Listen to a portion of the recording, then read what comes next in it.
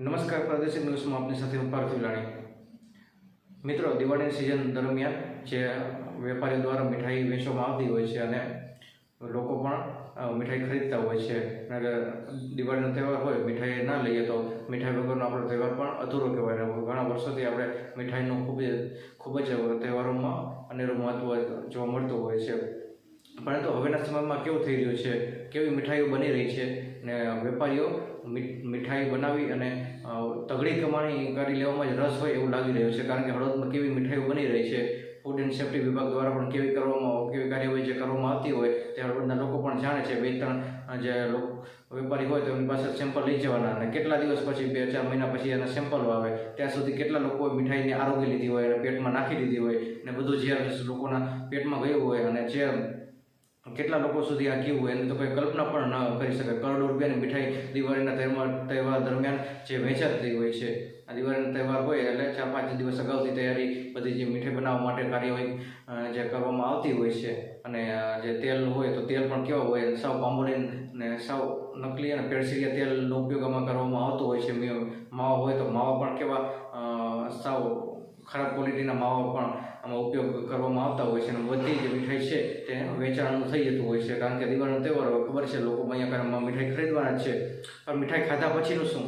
પછીના આરોગ્યની ચિંતાની જવાબદારી કોની? આ વેપારીને તો પૈસા કમી લેવામાં જ રસ હોય છે ને કોઈ પણ જે તંત્ર દ્વારા એની ઉપર કાર્યવાહી કરવામાં આવતી નથી। ફૂડ એન્ડ સેફ્ટી વિભાગ અને આ કાર્યવાહી કરવામાં જરા પણ રસ નથી એવું જ દેખાઈ રહ્યું છે અને દર વર્ષે આવું જ થઈ રહ્યું છે। 2-4 લોકોના સેમ્પલ લેવાના અને પછી જેમનું હોય એમને ચાલવા દેવાનું કે અહીંયા ફરસાના વેપારી દ્વારા પણ હપ્તો પહોંચાડવામાં આવે છે કે કેમ, એવી પણ લોકમુખી ચર્ચાઓ પણ ચાલી રહી છે મિત્રો। કારણ કે આવા તેલ હલકા અને ભેળસેળિયા તેલથી જે લોકોના સ્વાસ્થ્ય પર કેટલી ગંભીર ઇજાઓ થઈ શકે છે। હાર્ટ એટેક, આવા કોલેસ્ટ્રોલ વધવું, ફૂડ પોઈઝનિંગ થવું વગેરે જેવા રોગો પણ લોકોને થઈ શકે છે ને થઈ જ રહ્યા છે। દવાખાના ઉભરાઈ રહ્યા છે હળવદમાં, દિવસે ને દિવસે દવાખાના પણ વધતા જાય છે ને એનું આ જ કારણ જવાબદાર છે મિત્રો કે આવી મીઠાઈઓ ખાય લોકો ને એનું આરોગ્ય બગાડે। ને આ દિવાળીની સિઝન દરમિયાન મીઠાઈ ખાતી ઘણા બધા લોકોને જે ઘરમાં બળતરા થવી અને ફૂડ પોઈઝનિંગની ઘણી બધી સમસ્યાઓ પણ સામે આવી અને દવાખાનામાં પણ અનેક વધારે ને વધારે દર્દીઓ પણ જોવા મળી રહ્યા છે મિત્રો। આ વાસ્તવિકતા છે અને દર દિવાળી આવું થતું જ હોય છે। આ દિવાળી પણ આવું થયું, ભવિષ્યમાં પણ આવું જ થવાનું છે। ને આમાં જે મીઠાઈની જે ફરસાણના વેપારીઓ હોય તો એ કોઈ એક સારી વસ્તુ એવી કે વાપરતા નથી કે લોકોને એક આરોગ્યવર્ધક સારી વાનગીઓ એ વેચી શકે। મીઠાઈના ભાવ તો ઘણા બધા બજારમાં હોય છે, પરંતુ એવી વસ્તુઓમાં વાપરવામાં આવે છે ખરી? એ જરા પણ એવી સારી વસ્તુ એમાં વાપરવામાં નથી જ આવતી મિત્રો, એ વાસ્તવિકતા છે।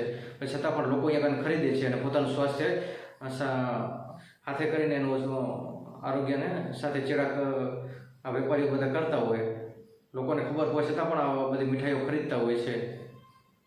અથવા એના જે મજૂર હોય તો મજૂરને આ બધી મીઠાઈઓ ખવડાવતા હોય છે। જે લોકો જાણતા હોય, લોકો પોતે ના ખાય તો મજૂરને ખવડાવે, પણ લોકોનું સ્વાસ્થ્ય તો ચોખમાં તો હોય જ છે મિત્રો ને એમાં કોઈ શંકાને સ્થાન નથી। આવા પ્રકારની મીઠાઈ જે વેપારી દ્વારા પણ વેચવામાં આવે છે તો પણ આને પણ એમનું પરિણામ ભોગવવું જ પડે। આજ નહીં તો કાલે ભવિષ્યમાં એનું પરિણામ એ ભોગવશે જ મિત્રો। કારણ કે જે કર્મ કરે છે એવું જ એને ફળ મળે છે અને આ કર્મનો સિદ્ધાંત છે। નમસ્કાર।